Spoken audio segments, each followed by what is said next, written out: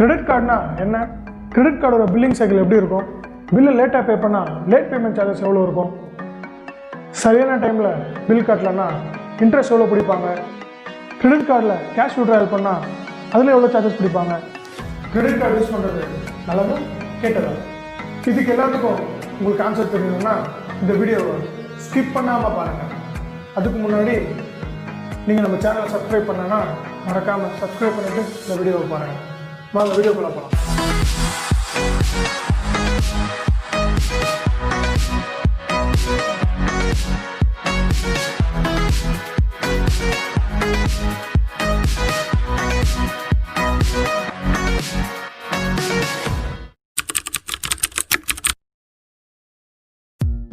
Credit கார்டுன்றது ஒரு financial institution R ஒரு banking sector கொடுக்கக்கூடிய ஒரு பாரோயிங் இன்ஸ்ட்ருமெண்ட் அப்படின்னு சொல்லலாம். இந்த பாரோயிங் இன்ஸ்ட்ருமெண்ட்டை யூஸ் பண்ணி நீங்கள் ஃபண்ட்ஸை பாரோ பண்ணி உங்களுக்கான தேவையான கூட்ஸ் அண்ட் சர்வீசஸை நீங்கள் வாங்கிக்கலாம்.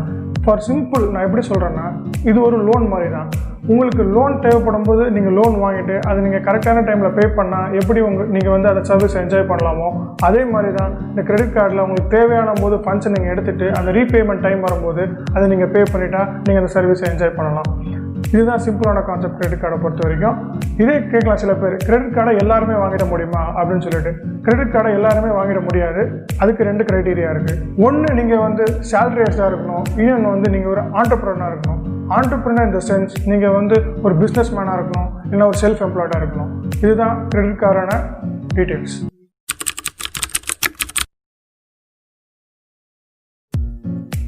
நம்மள நிறைய பேருக்கு இந்த கிரெடிட் கார்டு பில்லிங் சைக்கிளை பற்றி நிறைய டவுட்ஸ் இருக்கும். அது சிம்பிளான விஷயம்தான். ஃபார் எக்ஸாம்பிள், நீங்கள் ஒரு கிரெடிட் கார்டை செப்டம்பர் 5 அன்னைக்கு வாங்கி யூஸ் பண்ண ஆரம்பிக்கிறீங்க அப்படின்னா அங்கேருந்து நெக்ஸ்ட் 28 days to 31 days உங்களோட பில் ஜென்ரேட் ஆகும். ஃபார் எக்ஸாம்பிள், செப்டம்பர் 5 நீங்கள் வாங்குறீங்கன்னா அக்டோபர் 6 உங்களோட பில் ஜென்ரேட்டிங் டேட்டாக இருக்கும். அன்றைக்கி தான் உங்களோட கிரெடிட் கார்டோட அந்த 1 month பில் ஜென்ரேட் ஆகும்.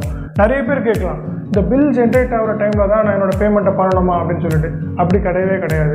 அந்த பில் ஜென்ரேட் ஆகும்போது அந்த பில்லிலே கொடுத்துருப்பாங்க பேமெண்ட் டியூ டேட் அப்படின்னு சொல்லிட்டு.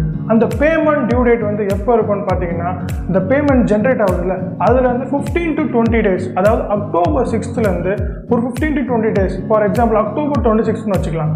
அந்த டேட்டில் தான் நீங்கள் உங்கள் பேமெண்ட்டை பண்ணுற மாதிரி இருக்கும். அதுதான் பேமெண்ட் டியூ டேட் அப்படின்னு சொல்லுவாங்க. அந்த பேமெண்ட் டியூ டேட்டுக்குள்ளே நீங்கள் உங்கள் பேமெண்ட்டை பண்ணிட்டீங்கன்னா உங்களுக்கு எந்த விதமான இன்ட்ரெஸ்ட்டும் எந்த விதமான சார்ஜஸுமே போட மாட்டாங்க. Simple.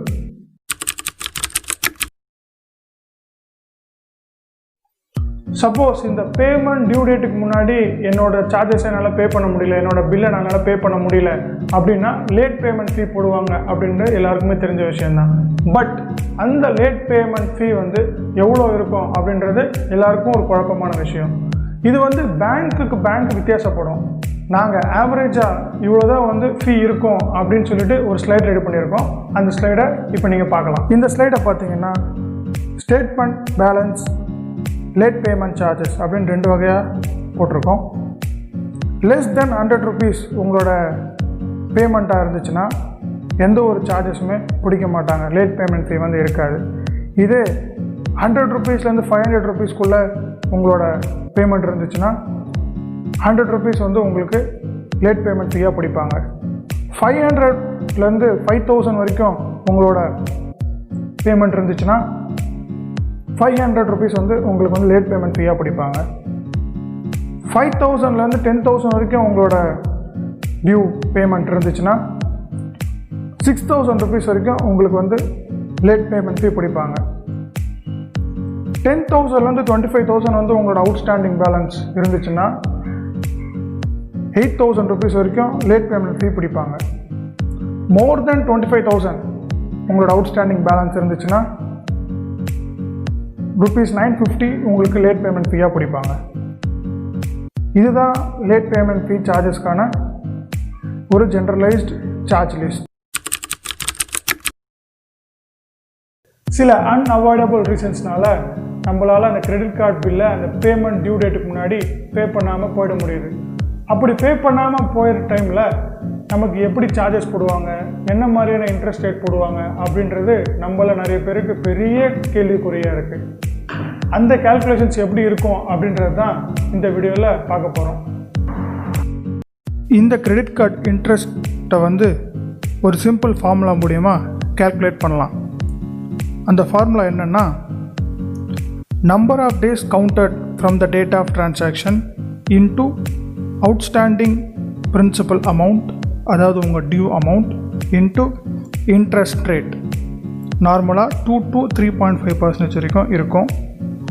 Into 12 number of months divided by 365, which means 365 days in a year. First கேஸை பார்ப்போம். ஃபார் எக்ஸாம்பிள், இப்போ நாங்கள் ஒரு கேஸ் எடுத்துருக்கோம். இதில் வந்து பார்த்திங்கன்னா bill cycle August 5th September 6th, இதுதான் வந்து bill cycle. Payment due date வந்து செப்டம்பர் 26th. இப்போ செப்டம்பர் 1st ஒருத்தர் வந்து 10,000க்கு ஒரு பர்ச்சேஸ் பண்ணுறாரு அப்படின்னா இதை எப்படி கால்குலேட் பண்ணலாம், இந்த இன்ட்ரெஸ்ட் எப்படி கால்குலேட் பண்ணலாம்னா, number of days counted from the date of transaction. September 1st அவர் வந்து வாங்கியிருக்காரு, பேமெண்ட் டியூ டேட் வந்து 26. ஸோ செப்டம்பரில் வந்து 26, அதாவது 26 days into outstanding principal amount 10,000 அவர் வாங்கியிருக்காரு. ஸோ 10,000 இன்ட்டு நாங்கள் அஸ்யூம் பண்ணுற ரேட் வந்து 3.5%. So 3.5 divided by 100 is equal to 0.035% into 12 divided by 365. இப்போ வர இன்ட்ரெஸ்ட் தான் அவர் வந்து பே பண்ணுவார். பட் இந்த கேஸில் அவர் பில்லிங் டேட்டுக்கு முன்னாடியே, அதாவது பில்லிங் டேட் அன்னைக்கே அவர் வந்து பேமெண்ட் பண்ணிட்டதால் அவருக்கு எந்த இன்ட்ரெஸ்ட்டும் போட மாட்டாங்க. 26th அவர் பேமெண்ட்டை பண்ணிட்டார். இப்போ செகண்ட் கண்டிஷன் பார்ப்போம். Same billing cycle August 5th September 6th, September 26th billing due date. September 1st 10,000 ரூபாய்க்கு நான் ஒரு பொருள் வாங்குகிறேன். நான் என்னோடய 10,000 ரூபாயை 26ஆம் தேதிக்கு அப்புறம் பே பண்ணுறேன். என்னோடய பேமெண்ட் டியூ டேட் முடிஞ்சதுக்கப்புறம் நான் பே பண்ணுறேன். ஃபார் எக்ஸாம்பிள் 27th நான் பே பண்ணுறேன் அப்படின்னா எனக்கு எவ்வளோ இன்ட்ரெஸ்ட் வரும் அப்படின்றத பார்ப்போம். Normal calculation 27 days into 10,000 into 0.035 into 12 divided by 365. So இந்த இன்ட்ரெஸ்ட்டை தான் நான் வந்து பே பண்ணுவேன் என்னோடய நெக்ஸ்ட் பில்லிங் சைக்கிள். அப்போ செப்டம்பர் 6th நவம்பர் 5th அந்த பில்லிங் சைக்கிள் ஜென்ரேட் ஆகும்போது நான் வந்து என்னோடய இன்ட்ரெஸ்ட்டை நான் பே பண்ணுவேன்.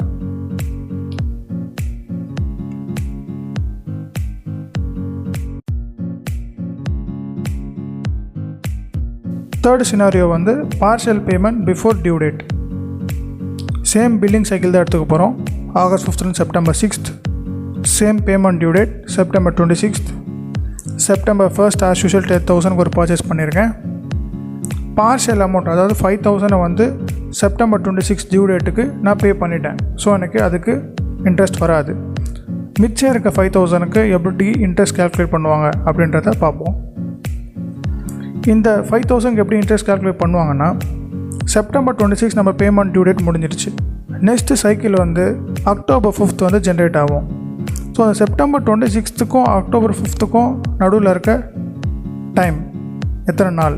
9 days இன்ட்டு எவ்வளோ amount? 5,000 into interest rate into எவ்வளோ மந்த் டிவைடட் பை 365 days.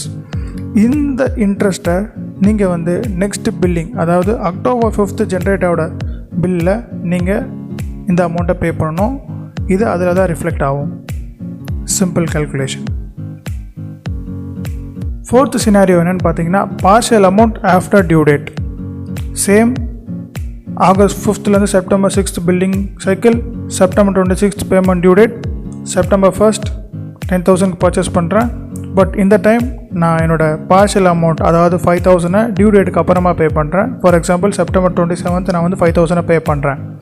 அப்படின்னா எப்படி கால்குலேஷன் இருக்கும் அப்படின்னிங்கன்னா, September 1st to 27 days into total amount 10,000 into 0.035 interest into 12 divided by 365. And balance இருக்க 5,000 எப்படி கால்குலேட் பண்ணுவாங்க அப்படின்னா, செப்டம்பர் 26th அக்டோபர் 5th, அதாவது நம்மளோட நெக்ஸ்ட் பில்லிங் சைக்கிள் வந்து அக்டோபர் 5th வந்து பில்லிங் சைக்கிள் ஸ்டார்ட் ஆகும். ஸோ செப்டம்பர் 26th அக்டோபர் 5 எவ்வளோ டேஸ் இருக்குன்னு பார்த்தீங்கன்னா 9 days. அந்த 9 days into 5,000 balance amount into 0.035 interest rate into 12 divided by 365. இந்த ரெண்டு இன்ட்ரெஸ்ட்டையும் ப்ளஸ் பண்ணி ப்ளஸ் லேட் பேமெண்ட் ஃபீ இருக்கும் அதுக்கு. பிகாஸ் நம்ம வந்து எல்லாத்தையுமே பில்லிங் டேட் அப்புறம் தான் பே பண்ணுறோம். லேட் பேமெண்ட் ஃபீ ப்ளஸ் ஜிஎஸ்டி 18% இருக்கும். ஸோ நீங்கள் பார்த்தீங்கன்னா ஒரு நாள் நீங்கள் தள்ளி பே பண்ணிங்கன்னா கூட பார்ஷியலாகவும் சரி ஃபுல்லாகவும் சரி உங்களுக்கு வந்து late payment charges plus GST and இவ்வளோ இன்ட்ரெஸ்ட் இருக்கும்.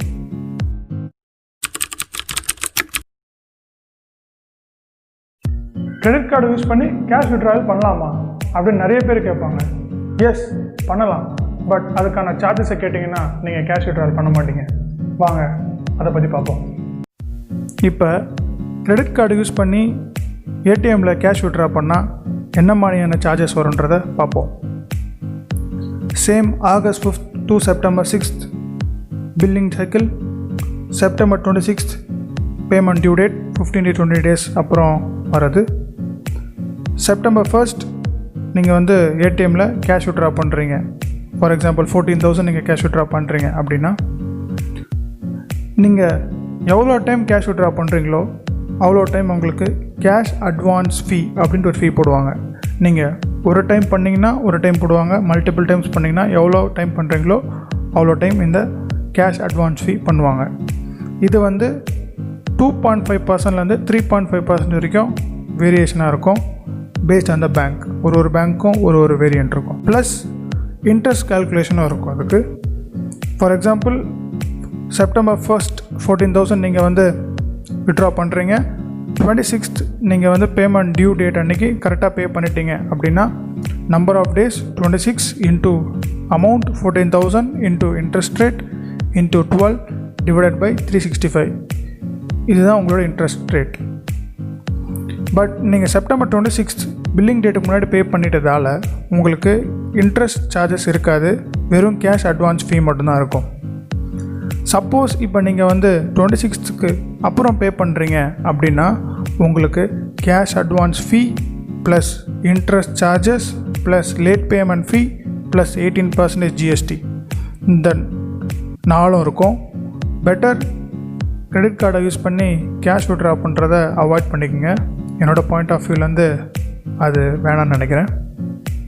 இந்த கிரெடிட் கார்டு யூஸ் பண்ணுறது நல்லதா இல்லை கெட்டதா அப்படின்றத பற்றியும் இதை பற்றியான இன்னும் நிறைய இன்ஃபர்மேஷன்ஸையும் நம்ம அடுத்த வீடியோவில் பார்க்கலாம்.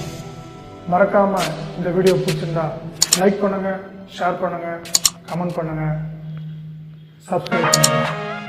மறக்காமல் பெல் ஐக்கானை கிளிக் பண்ணிடுங்க.